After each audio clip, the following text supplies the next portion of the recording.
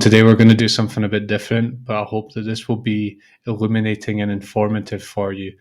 Today I'm going to walk you through my journey through Spiral Dynamics Stage Green and what it actually looks like on the ground.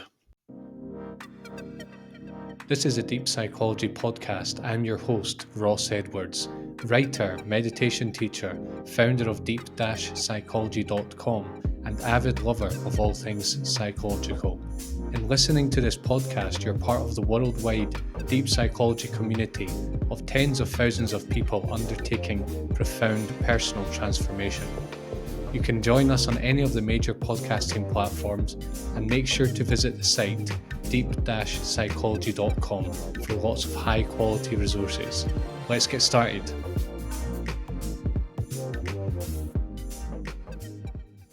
So I was inspired to make this episode because I'm making a new 4-part episode series at the moment called Worldviews. It's like a series of videos that detail the different worldviews that run through human society at the moment, like the 4 big ones.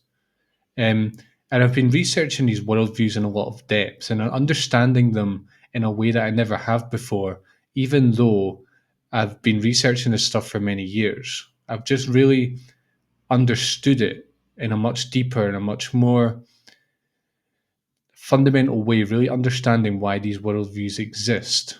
And in doing that, what I realized is that I am actually a very, for the last sort of 8 to 10 years, I've been very involved in spiral dynamics stage green. I'm quite a liberal minded person, quite left wing.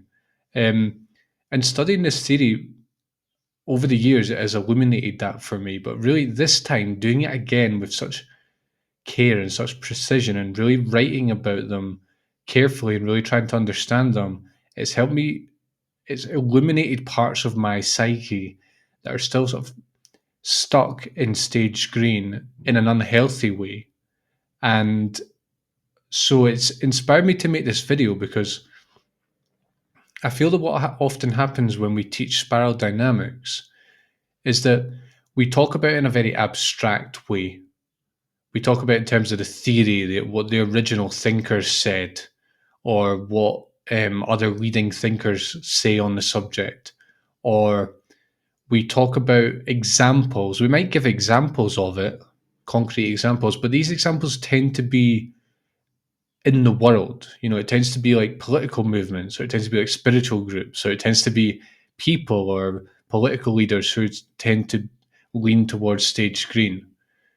And all that is really necessary, I think. But I think what makes it real, what really touches you, is when you understand and you see stage green in yourself and you really understand all the facets of your psyche that operate from that level. So what I want to do in this episode is I'm basically going to improvise. This is not how my usual episodes go. Usually they're all planned out, especially recently that I've been taking you through the spiral dynamics levels. I'm just going to take you through my spiral dynamics journey, my spiral dynamics green journey. If I was to take you through all of them, it would take quite a while. I'm going to focus on spiral dynamics green. What does it actually look like? What's the transition into green like? What's it like when green really starts to come online? What does it feel to experience some of these things that are talked about in the theory and that everyone else talks about, but they've maybe not really put into concrete terms? That's what I want to do today, and I hope it helps you get a really strong understanding of this stage and all the other stages. So it's interesting because when I look back on my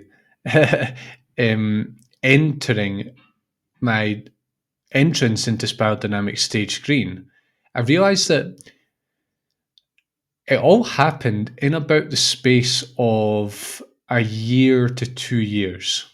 Like, I mean, the it all got downloaded very quickly. It was like very wholesale change in my psyche and in my life and in my value system and in my friendships and in my hobbies and everything else.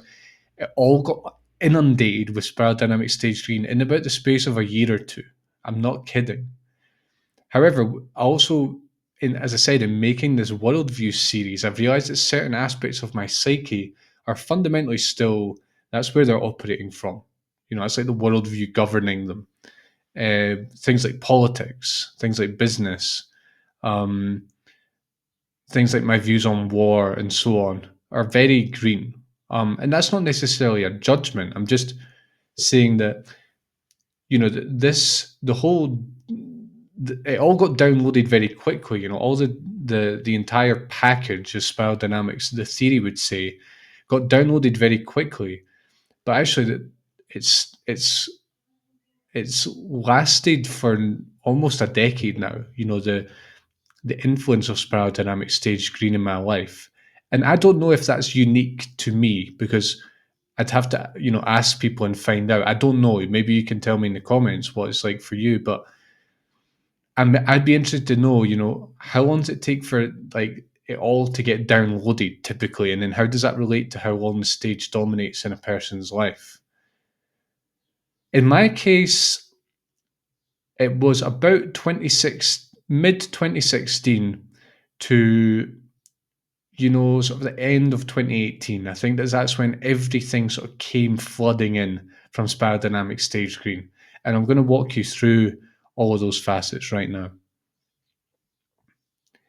So we're going to start by talking about my transition into Stage Green. It sounds like I've had like an operation, surgery or something.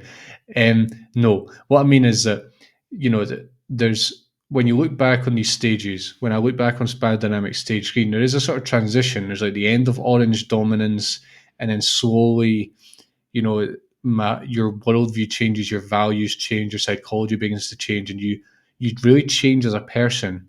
But what is that transition period like exactly, and what precipitates it? I think what happened for me is that I discovered meditation. I think that was one of the main factors that caused me to start transitioning into spiral dynamic stage green, because I was sort of, it felt like I was sort of looking for something. I'd had mental health difficulties for 2 or 3 years before that, and I'd recovered from that. But I felt like I was sort of in the aftermath. I was kind of coming out of a certain phase in my life and going into a new phase. And at that point, I felt like I wanted to sort of discover new things. And I had this gnawing sense of that I was looking for something. I remember it was the summer holidays at university as well, so I had a bit of time on my hands between doing my studies and doing an internship. I had some time on my hands, and I was sort of, yeah. I remember I was looking on YouTube, just watching videos on YouTube casually, and this video came up called "How to Meditate." I remember thinking, that's a funny one, because I've seen a Beatles video talking about meditation, and they were talking about it, and I didn't really understand, but I've heard the word meditation a lot, and the Beatles have been talking about it, and I was going through a Beatles phase at the time. And so I kind of thought, well, let's give it a try. I've got all day here. It was like, it was a summer's day and I wasn't doing anything. So I clicked on the video and it was like a guided meditation, 20 minutes or so. I remember doing this, and I remember immediately something clicked in me, and it's taken a while for me to understand what that was exactly. But I remember having this insight that I've been having thoughts my entire life, and I've always believed that they were me, and the extent to which that has caused me difficulty in life. And from then, I'd first of all, I committed to doing like a 90-day challenge, I think, or 30 days or 90-day challenge, I think it was. And I did that, and I got into experimenting with different meditation techniques. I started reading, I started reading books. I started looking around for different teachers and so on. And so I think what happened is that in trying meditation, I got a glimpse of something in my first meditation, which is quite unusual, I think. But um,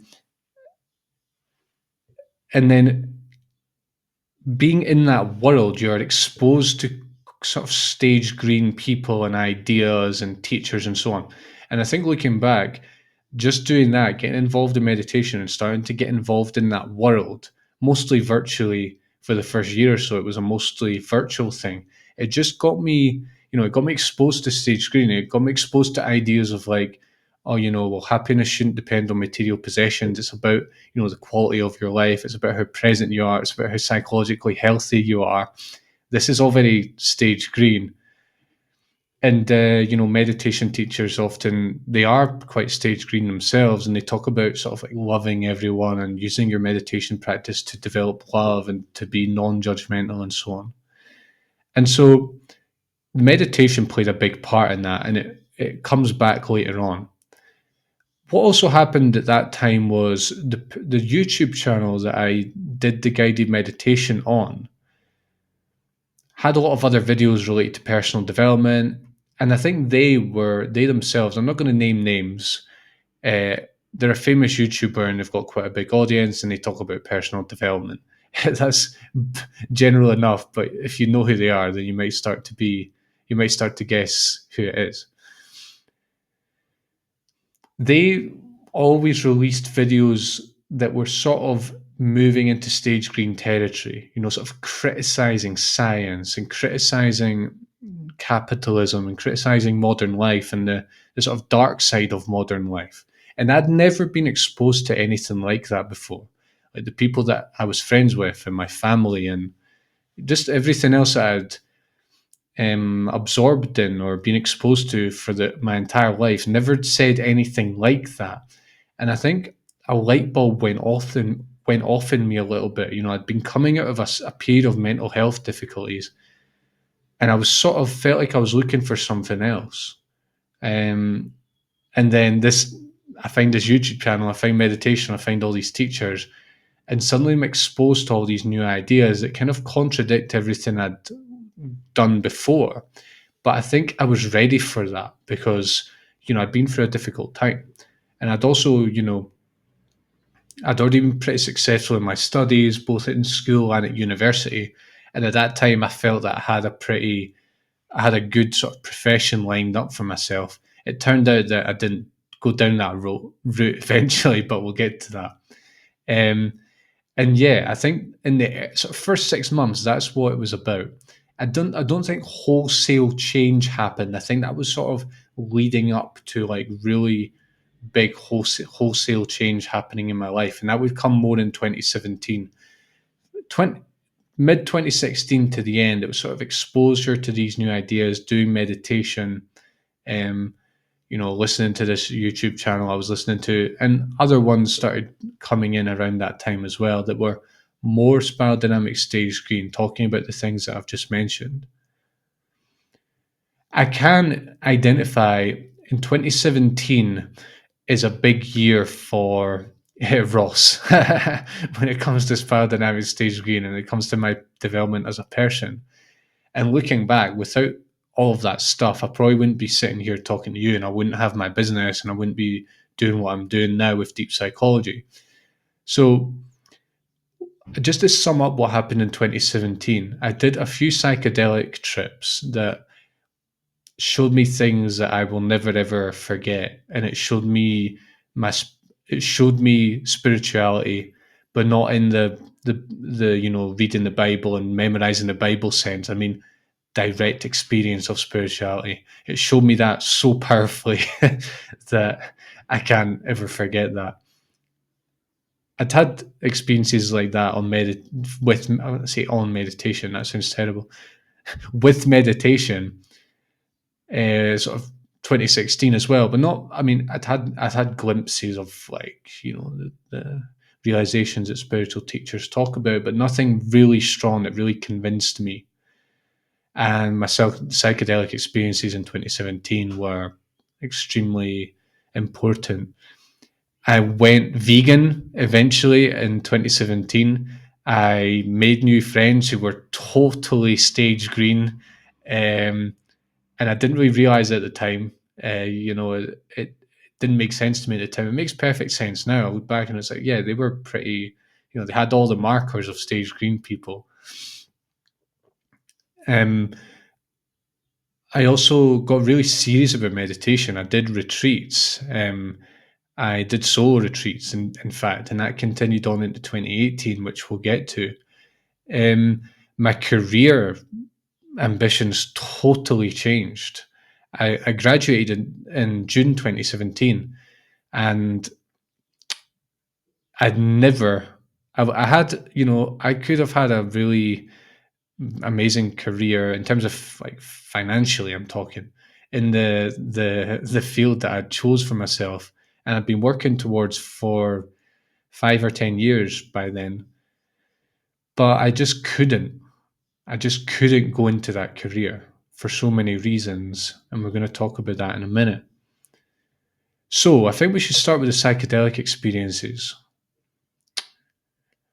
So this YouTube channel I was talking about, one of the themes that they were involved in was psychedelics and how to use it for spiritual insight. And I was open to that because after doing meditation for 6 to 12 months, I was having glimpses of things. I wouldn't say I was having like amazing spiritual insight, but I was starting to see that there was something really real to discover here, and that I could be spiritual without being religious. Such a cliche, but it's so true.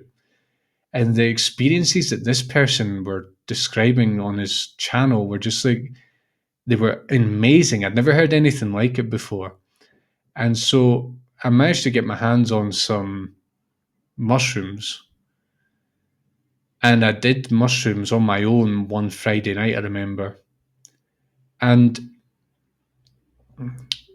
what I got a really strong glimpse of in that mushroom trip was how powerful your mind is, how powerful our sense of identity is, how the mind is like a cage, how the mind and a body operate like a cage, and they keep you locked into this like these very narrow thought patterns, and your sense of who you are, your history, and what you've got to do tomorrow and what you've got to do the week after, and all your fears and all your insecurities and so on.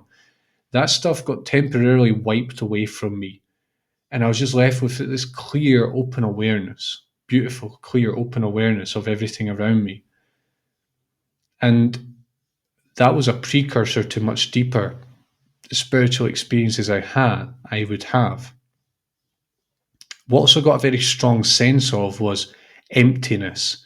So the Buddhists, one of the main doctrines in Buddhism is this idea of emptiness, that really the substrate of all our experience and really of all of life is emptiness. In that all phenomena, they come from somewhere and they go to somewhere, and that somewhere is emptiness. It is that which doesn't have any form to it whatsoever, no shape, no size, no color. And I'd heard this after exposing myself to Buddhism a little bit around that time, and it sounded nice, and I'd heard people experiencing it and saying it was amazing and wonderful and all this, right? But I never really understood what it was for myself. This psychedelic trip showed me very clearly what it was. And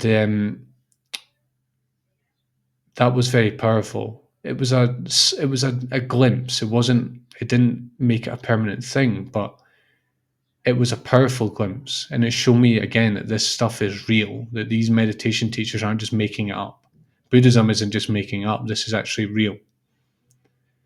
What also happened to me, and looking back, this was very important.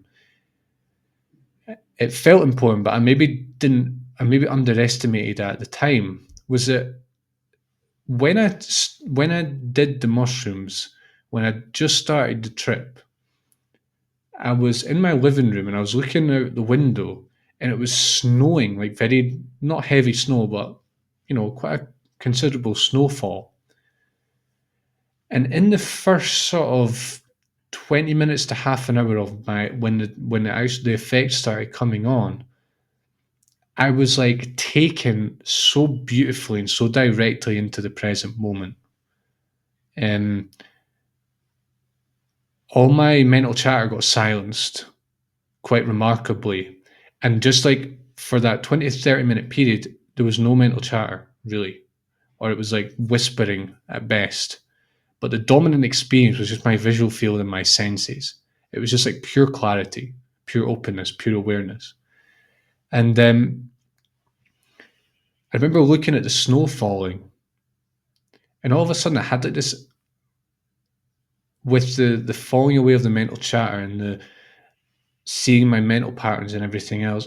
I remember going into this high state of focus. As I was looking at the snow falling, and it was just the most beautiful thing I have ever seen in my life. And no, I wasn't seeing like shapes or animals or anything, as people think that you do on psychedelics. I bet it does happen. It's never really happened to me very much. I was just so present, like so unbelievably present in a way that I'd never been before in my entire life. And the joy I got from that presence was just so beautiful, because it was just me looking at the snow, and that was it. And it was gorgeous. And I didn't want to be anywhere else. Whereas if you look at your ordinary waking consciousness, often we do want to be somewhere else. And this is a huge source of misery for us, I think. And I think the key insight I took from that was how present we can become and the level of joy and fulfillment we can get from being present. And you might say, well, Ross, that you were tripping and that was like drug induced. Right, okay, but that is true. And I probably reached a level of presence that I've not quite tasted again, like uh, even in like ordinary life. But what I can tell you is that I've almost been meditating for a decade now, and I get that almost that same level of presence and joy as I did then, just by when I'm walking down the street and I looking at something in a lot with a lot of presence and a lot of focus and really absorbing in all the details. I get the same level of presence and joy. And I think what that showed me, that moment on my psychedelic trip, was um, that it sort of feeds into spiral dynamic stage green very strongly, because what happens in stage green is that you realize that material possessions are really not the be all and end all of life, and you start to look for you want to live in the present. You want to like divest yourself of unnecessary possessions and so on, and you you basically your whole worldview shifts. And I think that experience, whether I knew it or not, was a very important um, experience for me in terms of my transition into stage green, and realizing that if you are present, you can be extremely happy, even if you don't have everything, in terms of like the stage orange accoutrements. So that was one experience I had, and I don't know if I'm going to go into detail with all of them. I've went into detail in other episodes, but basically over the course of 2017, I did mushrooms two or three times, and I did acid three or four times, I think it was. And that first mushrooms experience was just the tip of the iceberg. What I was to see on my other experiences was completely life changing and extremely powerful. And I think it's set up my entire spiritual path. I'm not necessarily advertising psychedelics here. I just want to tell you what happened to me and how stage green came on for me. And I think psychedelics was a crucial part of that, because another facet of stage green, if you read the theory, is that basically there's a revival of spirituality. It's like you come out of this secular, materialist, scientific view that the world is physical and there's nothing much else going on, to under to spirituality that is not dogmatic. It's sort of open and flexible, and you're able to dive in and out of different traditions, different methods, different ideas, different systems, and you're sort of you go on a bit of a buffet. You're like, here's a bit of like Buddhism over here, here's a bit of Hinduism, here's a bit of Christianity, and you sort of dive in and out of all of these, and you start to see the genuine value in all of them. And I think these psychedelic experiences along with my newfound love for meditation, were very important in showing me that spirituality is a real thing, and it's a life changing thing if taken to its ultimate, you know, um, to its ultimate level. So yeah, that's psychedelics were crucial for me, I think, in terms of my transition into stage green. What they also showed me is, and I don't want to go into too much detail because this could go on and on, but a new vision for my life. And I actually started to get the sense that I would be a spiritual teacher at some point on my psychedelic experiences. I had that sense. Um, they showed me why materialism, both as like a scientific paradigm and as like a value system, is not how I should be living. And that's such a stage green realization. Um, and they opened up that door into stage green. They opened up a door into a new identity that perhaps without them it wouldn't have been so sudden and obvious. What also happened in 2017 was that I became vegetarian. Well, actually, no, I became vegan. That's a lie. I became vegan. And this again, this is it's funny because in researching for my series on worldviews, one of the researchers say about um, the liberal view or the progressive view is that people who are progressive tend to be vegetarian and vegan. And I kind of try to avoid these stereotypes because to me it sounds like a stereotype. It sounds like, oh well, if you're vegetarian or vegan, then you're a liberal, or the other way around.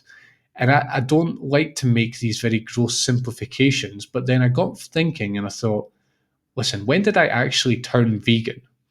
And it was in 2017 when I had all this other stuff, all this other stage green material flooding in.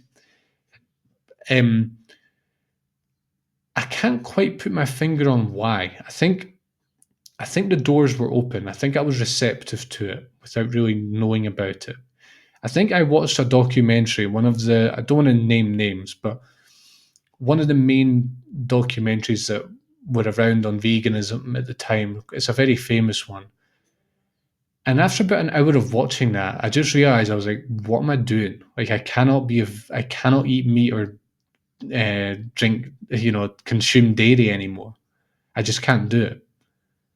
And pretty much within a week, I turned vegan. I did a lot of research, and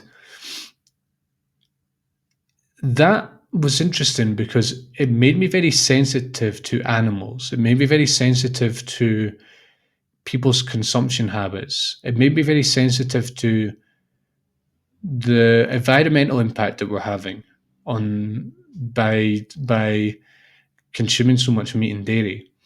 It made me very aware of how big industry works. It made me aware of how soulless the meat and dairy industries are, and that these are all very stage green realizations. I didn't quite know it at the time. At the time when you're downloading all this, you're not saying to yourself, "Oh, I'm transitioning into a new stage of development,"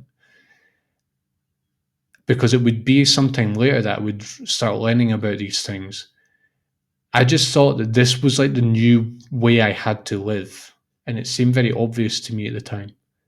Um, so yeah, I turned vegan back then, and I've never gone back, and I don't think I've been healthier in my entire life. Um, what also happened in 2017 was that I started doing solo meditation retreats, and that just strengthened my spiritual life even further. And it's I started following a Buddhist teacher around this time, and I started really learning their system. And I got really, really serious about it. I did a lot of meditation that year, something like 500 hours of meditation in total. And this just strengthened that new spiritual connection I had, that new spiritual life that I had that I never really had before. not even really in a fundamentalist way, because I had a secular upbringing. Um, it ignited my spiritual life again in the progressive or the spiral dynamic stage green form of spirituality that really came online. Another thing that's quite obvious to me right now when I look back on this period was the sensitivity aspect. So this is something that's mentioned in the theory quite a lot, that you become more sensitive, more receptive, more sort of light-hearted, more heart-centered, and so on, warmer. And this came online for me in 2017, and it's kind of it persisted very strongly for about 5 years, I would say. And in recent years, I've started to realize that it's quite limiting in a way, and I need to I need to be more than just sensitive. That's not enough. But I remember this first came online, had sort of this big realization about sensitivity, this big sort of shift when I was on a meditation retreat, in a group meditation retreat in July of 2017. Um, it was all women, and a lot of them were pretty, looking back, pretty, strong green sort of sensibilities. And so, it was quite sort of touchy feely, quite sort of hippie, good vibes, getting together in circles and all that stuff, sharing feelings, non aggression, and all this. And I remember when I came back from that retreat, I had this sort of lightness, this sort of light joy to me that I hadn't really had before. Um, I think part of that was a Spiral Dynamics Stage Green sort of download, if you will. I think also it was just sort of part of the process of meditation. It does take away a lot of the hard ice on the surface of your personality.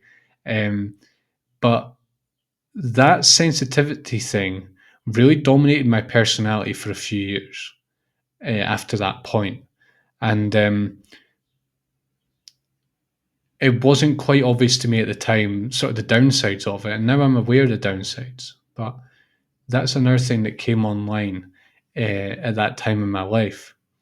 Another crucial thing that happened in that year was my realization that I could not do the profession that I was trained to do. I'd spent 4 years doing a degree for, and that was the profession of an actuary. I was going to be an actuary. I'd studied to be an actuary, and I knew the financial rewards of that. And I think what happened is in 2015 and 2016, I did internships in a company as an actuarial student, and I saw a lot of things there that I just didn't like. And I realized for the first time, I was like, is this actually going to be my life for the next 40, 50 years working in this job? Like I had a I had a crisis moment when I realized that that's what it would be.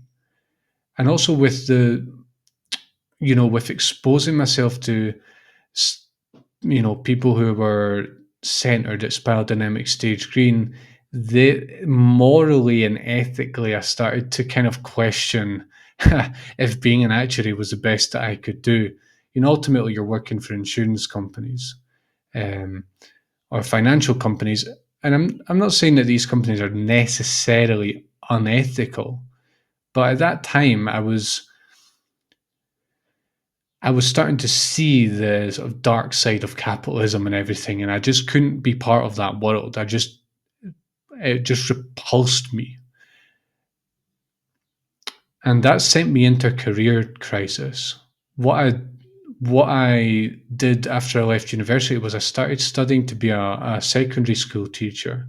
I started getting interested in psychology and in spirituality, and I thought, well, listen, if I become a teacher, maybe I could use that in my work, because I could use it to support students and be there for them and give them advice and so on.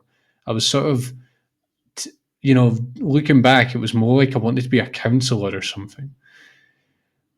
But after 2 months of that, I just couldn't either because I just did not like the school system. I just did not. I was like, if ever I did like a week in a school, um, just to see what it was like to be a teacher. I didn't teach anything, but I was observing, and I was like, is this really going to be me for the rest of my life? And in this education system, this bloody antiquated education system, and I just could not put myself through that. And I think with the sensitivity aspect, I became very aware of my emotions and my motivations, and I realized that I actually did not feel connected at all to that profession. And after 2 months, I left that course. And what happened for the rest of 2017 was that I was left in a heap, basically. I remember from sort of October to the new year time, I didn't really do very much with myself. I went out walking, I was reading books. I had a little bit of work, but mostly I was sort of stuck in a rut. I was like stuck in this after having downloaded Stage Green so strongly. I was a vegan now, I was a meditator, I was into spirituality, I was reading books, I was I was like totally sensitive and feminine. But I hadn't yet sort of developed a purpose around that. I hadn't found like a new way to be in the world, to make a living. And so I was quite I felt very lost for the rest of that year, and even for the next couple of years, I felt pretty lost. Um, I hadn't I hadn't solved the issue of career yet and what I was going to be doing with my life. And that might sound kind of negative, but the thing is that I want you to realize that these stages are real. These things aren't just like nice ideas you hold in your mind. This is like these are transformational. They change your entire way of looking at the world. They change your way of understanding yourself. They change your identity. They change your motivations to the extent that yes, they can make you change careers, or they can make you change partners, or they can make you go and move somewhere else, or they can change your hobbies, or all the groups you're involved in. Everything changes, and for me, everything changed in about the space of a year and a half or two. Um, so yeah, 2017 was pretty heavy, and moving into 2018, I I think one of the main things that happened in 2018 was that I discovered a spiritual center in Scotland that was a Sufi center. And what happened there was that I did a solo retreat there. I went and did retreats with them. I went and stayed there, did voluntary work, and I ended up doing a 6 week course there as well. And this again, I didn't understand at the time. It didn't really make much sense to me why I was, from a big picture point of view, why I was getting involved in Sufism at the time. But looking back, it was a downloading of Stage Green. As I said, Stage Green opens you up spiritually to many different traditions, and I'd never had that before. Um, and being involved in this center with people who were sort of progressive type people, again, this just exposed me to Stage Green even more. Being in the countryside, it was in the middle of nowhere. Being in that silence, in that peace, it just sort of strengthened all of my Stage Green values at the time. And minimalism and um, you know, um, uh, living simply and so on. It just strengthened all of that, and I made more friends through that. I made people who were, looking back again, very sort of progressive, liberal people. And interestingly, what happened being there on the retreat and being with quite a large group of people, but not all of them were sort of progressive, liberal, sensitive types. There was a few people who were not. And I remember that those people really, I struggled to get on with them. And actually, looking back, my sensitivity and my inability to, my wanting to be nice all the time and to turn the other cheek and always, to to to be sensitive and receptive and feminine, that actually didn't do me much good at some points. In that in my involvement with that center, and so that was, looking back, that I think that was both a way that my sensitivity got strengthened being part of this community, but a way that it started to be questioned a little bit. And it's something that maybe took it was, it was a seed that was sown that would eventually take root a few years later, when I was my green dominance started to fade a bit. And also, what happened in 2018 was that I met my current partner, who at the time, I don't know about now. It's kind of like being a fish in water. How do you identify how liberal someone is? She is very liberal. I don't know if she's necessarily very stage green anymore. I think she might have more yellow aspects now, but she was very stage green at the time as well. And as I said, it's not a joke, this stuff. Even down to the people you want to start a relationship with, might they tend to reflect your own level of development. And if you don't, it typically is quite difficult to start a serious relationship with them. In 2018, interestingly, I started a website called, I think it was called Evolve Sphere. And it was similar to what deep psychology is in a less developed form, but it was sort of the same idea. I was writing about spirituality and personal development and so on. And I think that was maybe where the seed got planted as well for this current project that I'm doing now, because I was recording videos and I was writing articles, and it all felt very easy and it felt like very aligned. And I think the problem was that I didn't quite understand the potential of that. And I just didn't have the sense of direction. I was too lost in terms of my career. I was still, downloading green quite heavy, which can be very destabilizing, I think. Um, and I just didn't have sort of the motivation, the direction, and the clarity I needed. But for those few months that I was working on that website, I think a lot of seeds got planted in terms of self-employment. Um, and throughout this whole period that I've been talking about, I was doing self-employed work.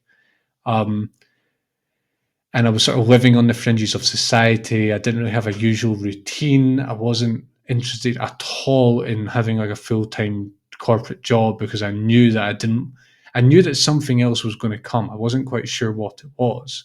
I didn't know it was deep psychology, but all the stage green stuff that you hear about is totally true in my case. So I think that gets you a very good idea of the stage green download. There are other things that I can look at and say, I started sort of rejecting capitalism. And I got very cynical about politics. I got cynical about the mainstream media. I deleted all my social media accounts pretty much. Um, I even got rid of my TV and I think I had an Xbox still at that time. I got rid of my TV, and I've never had one since. All the things you hear about, all these motifs, a lot of them are pretty true. Um, that's what I would say about the time where it really started downloading. Like, I really saw a lot of quick change in my life was mid 2016 to end of 2018. And it's sort of, I think, from sort of 2019 to roughly, it's hard to put your finger on this, the next couple of years, 2019 to 2020, it was all very sort of stabilized. All of the stuff that felt very new, like the veganism, the sensitivity, the minimalism, the anti-capitalism, the not wanting to work a 9 to 5 job, my friendships and everything, all that got quite stabilized, and there wasn't like huge changes, but it all felt very normal, and it felt like that was how I should be living my life. And I didn't really, you know, it didn't feel radically new. I didn't feel the need to do anything else either. Um, what I've discovered now studying a lot of developmental theory and studying psychology and studying, the evolution of humanity and so on, is that over time I've uncovered more of my stage green self and where it is not useful for me. And even as I said, doing research for this worldview series that I'm doing right now, I've realized that politically I've been very stage green since about 2017. And that I'm actually kind of I understand the stage green perspective, which is kind of an apathy for politics. It's an apathy for mainstream media. You think media are sort of like poisoning you, which is kind of true, I suppose. Um, you get very cynical about war. You just kind of look at people and think, why are they warring? I wish they're so stupid. Why can't they just get together and negotiate and figure it out? They all want the same thing at the end of the day. They want to be happy, right?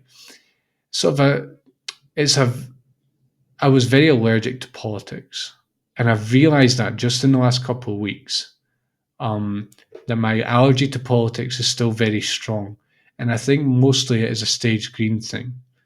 Um, and also, what I've realized recently is my even though I've studied a lot of integral theory, spiral dynamics, developmental psychology, and all of this, and I understand the levels of development really well in myself and in other people and in humanity, I still wasn't really understanding the stages of development fully. I wasn't really understanding the necessity of them, why they need to be there, and why they inevitably lead to problems like war and political stuff and the economy being the way it is and everything else. Why it is that these things are just necessary byproducts of the levels of development that we're talking about. It's like it's inescapable. And actually, we shouldn't try to escape them because it's just the human condition. That's just what is happening. I think what's happened to me is that for a lot of the time I've studied this stuff, which has been probably about 5 years now or even longer, is that I've understood it and it's illuminated things for me, but it's not really fully gone right down into the depths of my being. And I've still got a lot of these stage green resistances um, to, like ideology and war and, all of this stuff. Stage green has like its typical reactions to that. And I have had those too. And I think now I'm really ready to move beyond them. What I can see now that is coming online for me is yes, I'm still very spiritual, very strong spiritual life, possibly more than ever. Um, I'm still vegan, vegetarian. I don't live in the same country I used to, and it's harder to be purely vegan here, but I do my best, and I'm certainly vegetarian. Um, I'm fundamentally still a progressive person, I think, but more and more I'm coming to appreciate all human, all the expressions of being human that come from all the different levels of spiral dynamics or whatever developmental model you want to look at. I'm starting to really appreciate them for what they are and to stop demonizing them and to really ask why these people hold the perspectives they do and to really understand that and not to impose my perspective on them. Even when I'm reading the news, I'm reading about like the Israel Palestine thing. The typical reaction people have is that, oh, well, one side is the bully and the other side is the victim. And my view is very different. My view is that this isn't a political video. I just want to give you an example. The, the green sort of way of looking at it is that one side has to be an oppressor and one side's a victim. And we should just try and make peace between the two. Or, oh, well, it's religious war and this is just a delusion. We should just come together and hold hands and be peaceful. What I realize now is that the way that these people see the world and the way that their political system works and the way their morals work and everything, their whole psychological complex behind it, it's all geared towards war and to rejecting people from the other side. These people cannot understand like the liberal view, the progressive view, the hippie kind of like let's live in peace thing. They cannot understand that. It doesn't make sense to them. It literally doesn't make sense to them, right? And the more I'm moving out of stage green, the more I'm being aware of my stage green, views and habits in these areas, the more I'm seeing that stage green is very limited. Actually, um, I think I will make a video at some point on what yellow is like, what it's like to live yellow. I've made one on what it's like to live spiral dynamic stage yellow, but I would like to do that from a personal point of view, what it's been like for me to start moving into yellow, and how that continues for me. Because I think a lot of me there is a lot of my psyche that is still in green. Not that we ever fully transcend green, but I think it's still like dominated by it. And I think I'm probably ready to move on. It's been nearly a decade now, right? So, um, I think that's everything I wanted to cover in this video on, what it's really like to live spiral dynamic stage green. And I hope this has got you um, a really good visceral sense of what these stages really are. These change your entire life, your friendships, your career motivations, your values, your worldview, your political opinions, even down to your diet and like your exercise habit and stuff like that. It really all is impacted by these stages. Um, and I hope that my, you know, detailed explanations have made that very clear. All right. If you want to train with me, in my psychospiritual system, you can do one-to-one coaching with me, or you can join me for my group classes. I'd love to see you there. Head to the website deep-psychology.com for more information on that. Thanks a lot for joining me. Make sure to subscribe, and I will see you next week for more. Take care. Thanks for listening. If you liked this episode, please leave a review. And if you'd like to get in touch, you can email me at ross@deep-psychology.com. If you'd like to go deeper, head to deep-psychology.com for articles, courses, ebooks, and one-to-one coaching. Thanks for joining me, and I'll see you soon.